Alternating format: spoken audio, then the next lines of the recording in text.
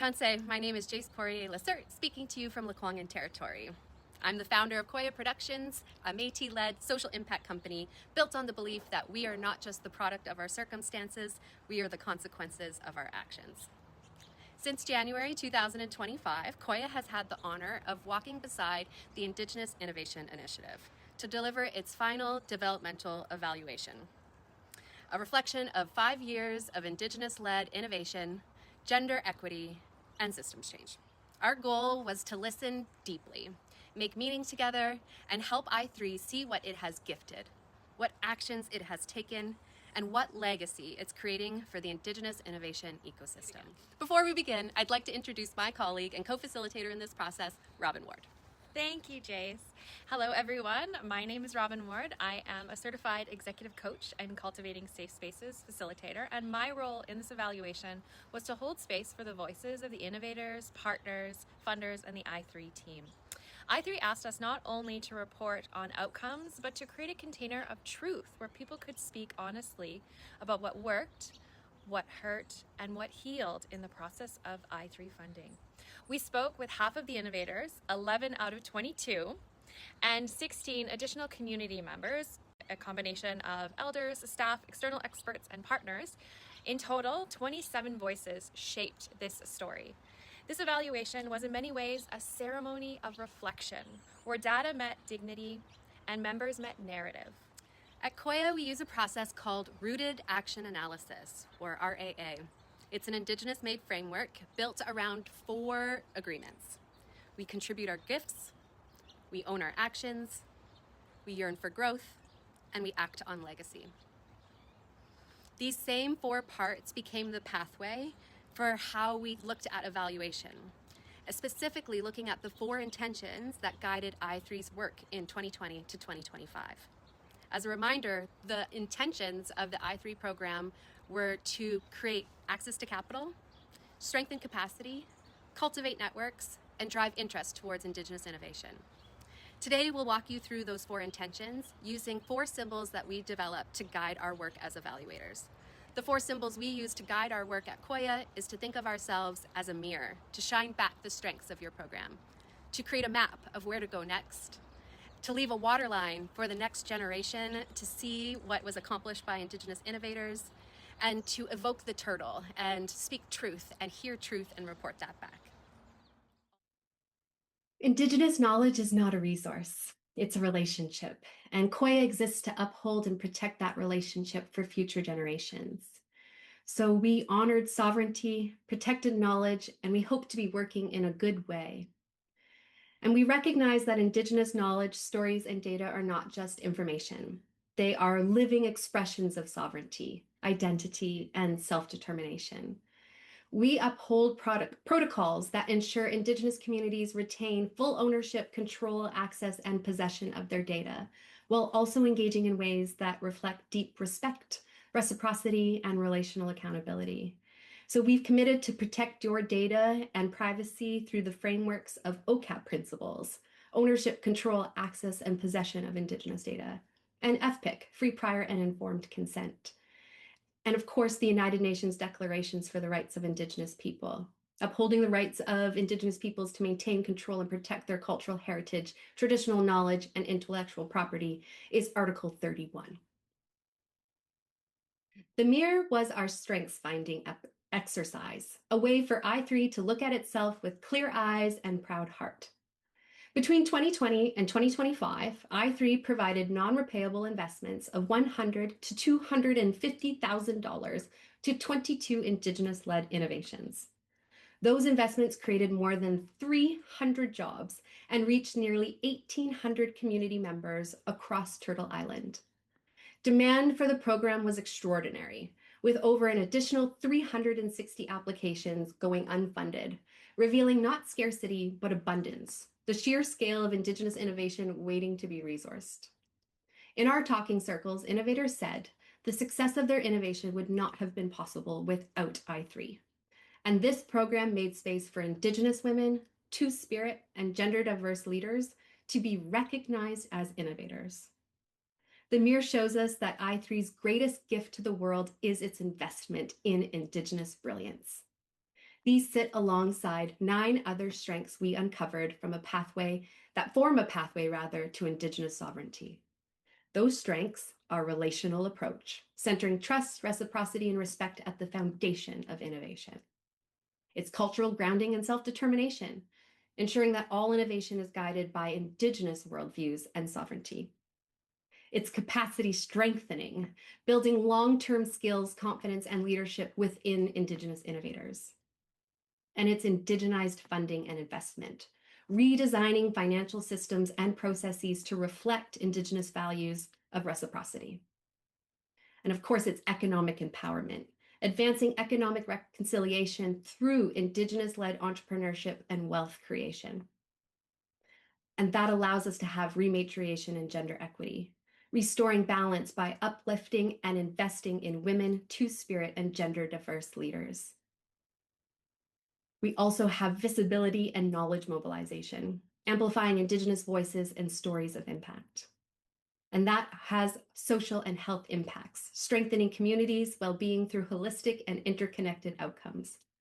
And all of these things come together to create systems change and policy influence, transforming institutions and policies to reflect Indigenous values and priorities to benefit everyone. Once we saw the gifts clearly, we built the map, a collective sense-making process. Together with innovators, community members, and the i3 team, we traced how actions flowed from intention. 67% of innovators reported measurable growth in finance, entrepreneurship, and Indigenous investment literacy. People spoke about moving from dependency to self-determination, from leading teams, mentoring others, and managing budgets confidently. As a coach, I could feel that a shift in language was happening from "am I ready" to "am I already doing it?" This is the essence of owning our actions. But mapping also surfaced barriers. Reporting processes were heavy. Some innovators described them as emotionally taxing. Several asked for alternative formats, video, storytelling, art, ways that honor Indigenous accountability without extraction. A map, therefore, became both a record of success and a set of 41 recommendations for improvement, for growth, a living route forward. As we moved from mapping into learning, we created the waterline. This was a 2-page reflection shared with the Ministry of Women and Gender Equity Canada, a snapshot of what lies above and below the surface. And it's also represented in the COYA Indigenous Impact Placemat, which documents i3's full social impact from an Indigenous worldview. Above the waterline are the visible results. Non-repayable seed capital reaching innovators directly, increased confidence and technical skills reported, a national network of Indigenous innovators influencing policy, philanthropy, and community well-being who want to remain engaged as alumni. And below the waterline are some quieter truths.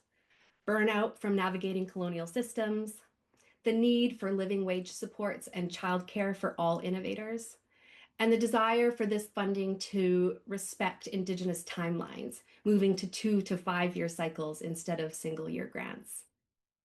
This waterline helped us surface what lies unseen, but more importantly, it marks a level of impact that lets the next generation reach for the consequences of these actions themselves.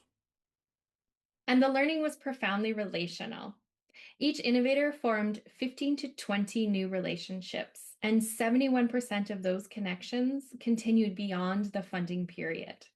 Most powerfully, 100% of the innovators expressed a desire to stay connected and actively engaged as alumni to i3, to mentor, connect, and continue sharing knowledge. People describe mentorship, ceremony, and emotional support as being just as valuable as the money. One innovator said, "Following protocol has been nice to see as part of a grant funding ecosystem." Another reflected, "Our work is really about relational healing, that yearning for growth in practice, not perfection, but deepening relationship, Our final stage was the turtle, which carries the collective responses from the innovator survey, the living data, your stories. Just as Turtle Island carries all of us, these responses carry the weight and wisdom of the I3 community. 94% of innovators and community members affirmed that I3 advanced gender equity and rematriation. 86% reported that I3 honors Indigenous values in its grant making. And 100% believed that their projects offer a meaningful gift to the world. These results confirm that I3 is not only meeting wages objectives, it's modeling them. From my perspective as a listener, the turtle stage was emotional. Innovators spoke of ceremony, of healing, of being witnessed. Some cried in gratitude, others voiced exhaustion and hope in the same breath. One said, I3 offers the freedom to create the kind of programs we know our communities need. And another said, becoming better relatives. That's what this work is really about. These are not metrics. These are mirrors for all of us.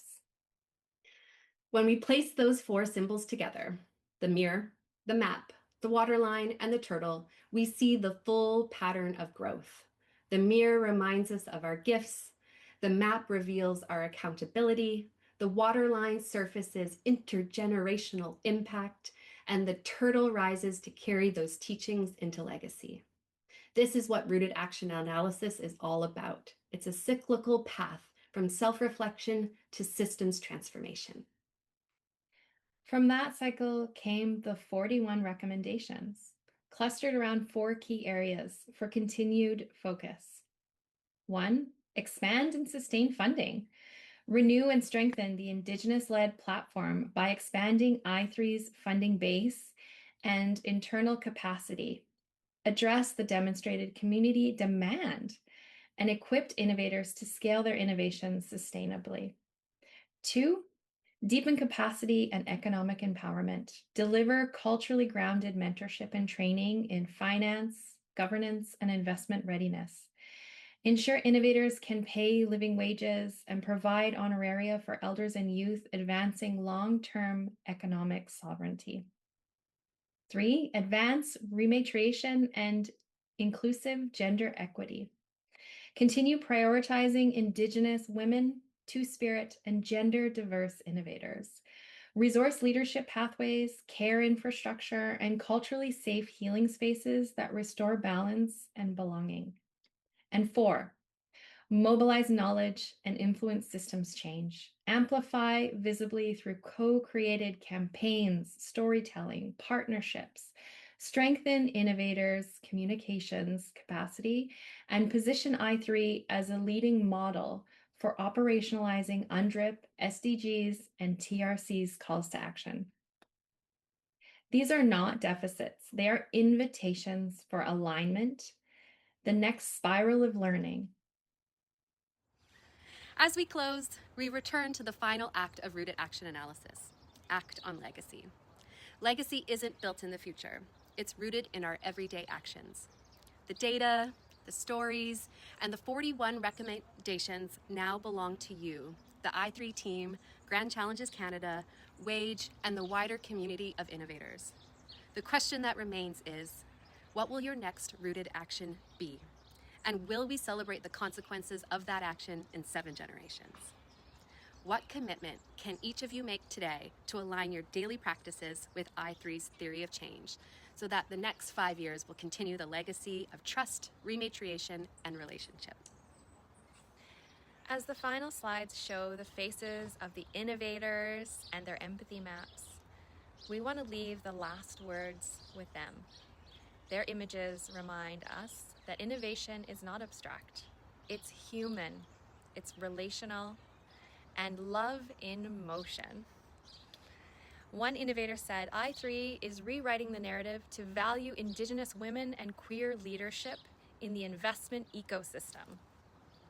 Another offered, this gift of advancing Indigenous gender equity benefits the health and well-being of all people and the planet. May these voices continue to guide your actions. Chimigwech, Marcy, thank you. Thank you to Grand Challenges Canada, the Ministry of Women and Gender Equity, to the team at the Indigenous Innovation Initiative, and especially to all of the innovators who trusted us with your stories. Together, we hope we have reflected your strengths with our mirror, helped co-create a map that will guide us all, and surfaced shared impact for the next generations to witness your accomplishments as a pathway for them to follow in your footsteps. And lastly, we leave the turtle with your truth to carry these teachings forward. May every action from here be rooted, relational, and ready to serve the next 7 generations. All my relations.